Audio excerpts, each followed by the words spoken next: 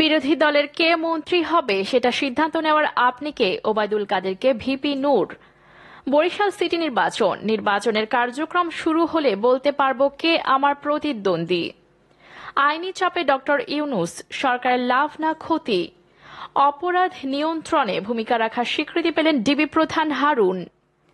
রিকশা চালককে মেরে আইসিইউতে ভর্তি নারী আইনজীবী, ভিডিও ভাইরাল। এবার দেখুন বিস্তারিত।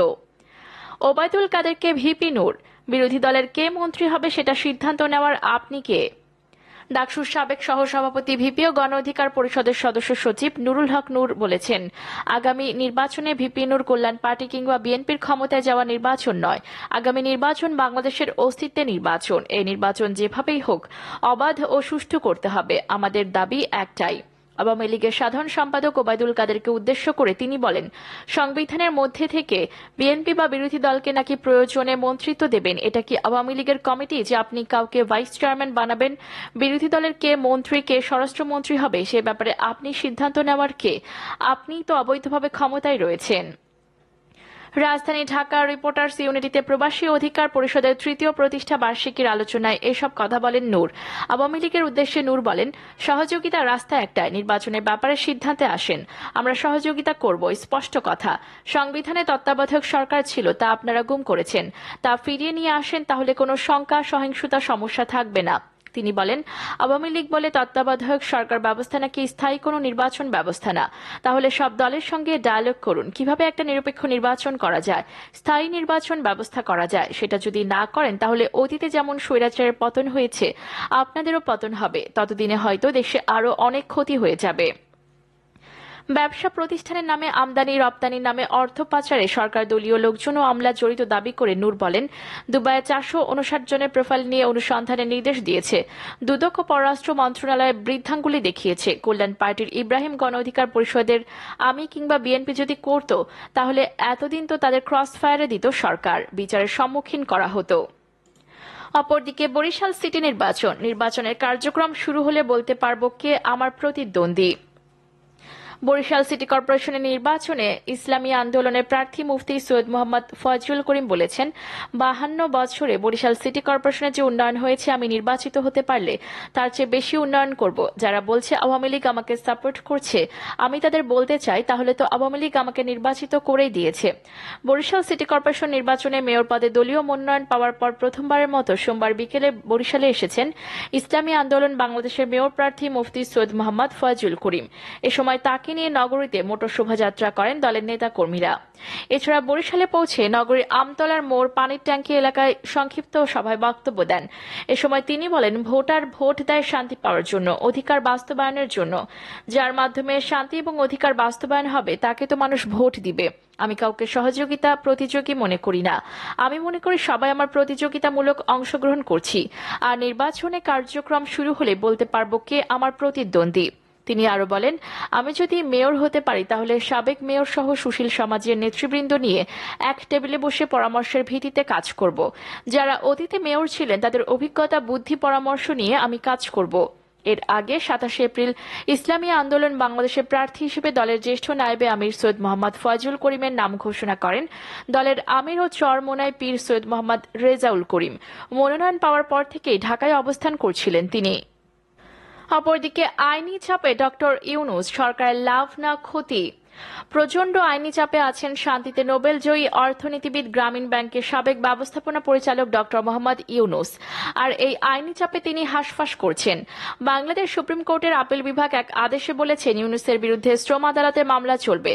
শ্রম আইন লঙ্ঘনের মামলা বাতিলের চেষ্টায় সর্বোচ্চ আদালতে গিয়েছিলেন নোবেলজয়ী ডক্টর মোহাম্মদ ইউনূস, কিন্তু আপিল বিভাগ তা খারিজ করে দিয়েছে। এর ফলে এখন নিম্ন আদালতে এই মামলা মোকাবেলা করতে হবে ডক্টর মোহাম্মদ ইউনূসকে। উল্লেখ্য, কলকারখানা ও প্রতিষ্ঠান শ্রম অধিদপ্তরের শ্রম পরিদর্শক আরিফুজ্জামান 2021 সালের 9 সেপ্টেম্বর ঢাকার তৃতীয় শ্রম আদালতে এই মামলা দায়ের করেছিলেন। গ্রামীণ ব্যাংকের সাবেক ব্যবস্থাপনা পরিচালক ডক্টর মোহাম্মদ ইউনূস ছাড়াও এই মামলার অন্য আসামিরা হলেন গ্রামীণ টেলিকমের ব্যবস্থাপনা পরিচালক মোহাম্মদ আশরাফুল হাসান এবং দুই পরিচালক নূরজাহান বেগম এবং শাহজাহান। মামলার অভিযোগে বলা হয়েছে, শ্রমিক কল্যাণ ফাউন্ডেশনের নির্দিষ্ট লভ্যাংশ জমা না দেওয়ায়, শ্রমিকদের চাকরি স্থায়ী না করা, গণছুটি নবায়ন না করায় শ্রম আইনের 4 এর 7, 8, 117 ও 234 ধারা লঙ্ঘন করা হয়েছে। ওই মামলার বৈধতা চ্যালেঞ্জ করে হাইকোর্টে আবেদন করা হয়, কিন্তু সেই আবেদনে ডক্টর মোহাম্মদ ইউনূস হেরে যান। পরবর্তীতে তিনি আপিল করেন এবং আজ আপিল বিভাগ এই মামলা চলার পক্ষে রায় দিল।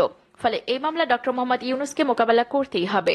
এছাড়া ইউনূসের বিরুদ্ধে প্রায় 1100 কোটি টাকা কর ফাঁকির অভিযোগে 9টি রিট পিটিশন চলমান রয়েছে এবং এখন আদালতে এটি নিষ্পত্তির অপেক্ষায় রয়েছে বলে অ্যাটর্নি জেনারেল জানিয়েছেন। এই 9টি রিট মামলার শুনানিও এখন ধাপে ধাপে অনুষ্ঠিত হবে বলে জানা গেছে। ফলে একটি আইনি চাপের মধ্যে পড়লেন ডক্টর মোহাম্মদ ইউনূস। বাংলাদেশের জাতীয় সংসদ নির্বাচনের আগে আর 7 মাসের মতো সময় আছে। প্রশ্ন উঠেছে যে নির্বাচনের আগে যখন মার্কিন যুক্তরাষ্ট্র বাংলাদেশকে নানামুখী চাপ দিচ্ছে, তখন মার্কিন ঘনিষ্ঠ ডক্টর ইউনূসের বিরুদ্ধে এইসব মামলাগুলো সরকারের জন্য ইতিবাচক হবে না নেতিবাচক হবে। এই মামলা আগামী জাতীয় সংসদ নির্বাচন, গণতন্ত্র সুরক্ষা এবং গণতন্ত্রকে এগিয়ে নেওয়ার ক্ষেত্রে ইতিবাচক ফল দেবে না নেতিবাচক ফল দেবে। রাজনৈতিক বিশ্লেষকরা এই নিয়ে ভিন্ন ভিন্ন মন্তব্য করেছেন। কেউ কেউ মনে করছেন মামলা আইনি বিষয় এবং এইসব আইনি বিষয়ের সাথে রাজনীতির কোনো সম্পর্ক নেই, আইন তার নিজস্ব গতিতে চলবে। ডক্টর মোহাম্মদ ইউনূসের বিরুদ্ধে এখন যে মামলাগুলো রয়েছে সেগুলোর কোনোটাই সাথে সরকারি সরাসরি সম্পৃক্ত নয়। কাজে ইউনূসকে চাপে রাখা বা ইউনূসের বিরুদ্ধে কোনো প্রতিহিংসামূলকভাবে এইসব ব্যবস্থা গ্রহণ করা হয়নি। তবে কোনো রাজনৈতিক বিশ্লেষক মনে করছেন হঠাৎ করে এই মামলাগুলোকে সামনে নিয়ে আসার ফলে ইউনূস কিছুটা চাপে পড়বেন। আগামী জাতীয় সংসদ নির্বাচনের আগে একটি 1-11 সৃষ্টির চেষ্টা বা সুশীল নিয়ন্ত্রিত একটি সরকারকে ক্ষমতায় আনার চেষ্টা কিছুদিন ধরেই ডক্টর মোহাম্মদ ইউনূস করছিলেন। সেই হিসেবে এইসব মামলার ভারে জর্জরিত থাকা ইউনূস পিছু হটবেন। অপরদিকে অপরাধ নিয়ন্ত্রণে ভূমিকা রাখার স্বীকৃতি পেলেন ডিবি প্রধান হারুন। অপরাধ নিয়ন্ত্রণে ভূমিকা রাখায় ঢাকা মেট্রোপলিটন পুলিশের অতিরিক্ত পুলিশ কমিশনার ও গোয়েন্দা শাখার প্রধান মোহাম্মদ হারুনুর রশিদকে সংবর্ধনা দেওয়া হয়েছে। মুজিবনগর দিবস উপলক্ষে স্মার্ট বাংলাদেশ শীর্ষক আয়োজিত আলোচনা অনুষ্ঠানে মোহাম্মদ হারুনুর রশিদের হাতে পদক তুলে দেন স্বরাষ্ট্রমন্ত্রী আসাদুজ্জামান খান কামাল। অপরদিকে রিকশা চালককে মেরে আইসিইউতে ভর্তি নারী আইনজীবী, ভিডিও ভাইরাল। যশোরে তুচ্ছ ঘটনাকে কেন্দ্র করে এক রিকশা চালককে চড় থাপ্পড় মেরে নিজেই আইসিইউতে ভর্তি হয়েছেন আরতি রানী ঘোষ নামে এক নারী আইনজীবী। ওই ঘটনার সময় এক পথচারী ধারণ করা ভিডিও মুহূর্তের মধ্যেই সোশ্যাল মিডিয়ায় ভাইরাল হয়ে যায়। রোববার দুপুরে যশোর জেলা আদালতের সামনের সড়কে এই ঘটনা ঘটে। পথচারী ওই নারী আইনজীবীকে থামানোর চেষ্টা করেও ব্যর্থ হন। ভিডিওতে দেখা যায় ওই আইনজীবী রিকশা চালককে চড় থাপ্পড় মারছেন। তখন এক যুবক ওই রিকশা চালককে রক্ষা করার চেষ্টা করেন। ভিডিওতে অপর এক পথচারীর মুখে শোনা যায় ওই নারী আইনজীবী রিকশা চালককে জুতা পেটাও করেছেন। তারা এই ঘটনা প্রতিবাদ করলেও আইনজীবী রিকশা চালককে চড় থাপ্পড় মেরেই যাচ্ছিলেন। এক পর্যায়ে এক নারী এগিয়ে এসে প্রতিবাদ করলে ক্ষান্ত হন তিনি। এই সময় রিকশা চালক তার রিকশা নিয়ে চলে যান। জানতে চাইলে আইনজীবী আরতি রানী ঘোষ দাবি করেন তিনি কোর্ট শেষে ফেরার পথে সড়ক অতিক্রম করতে গেলে ওই রিকশা চালক তাকে ধাক্কা দেয়। এতে তিনি পড়ে গিয়ে আহত হন। এ কারণে তিনি তাকে মারধর করেন।